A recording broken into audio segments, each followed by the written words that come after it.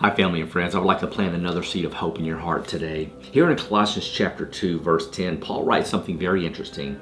He says, "You are complete in him, who is the head of all principality and power."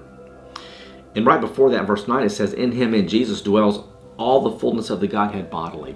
You see, Jesus was God in the flesh, and Jesus, the hope of glory, dwells in all those who believe in him. So I want to encourage you to think about that today. I know there's areas in your life where you may feel incomplete.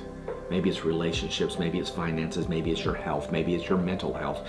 Maybe it is just a condition of your life overall and you feel broken and incomplete.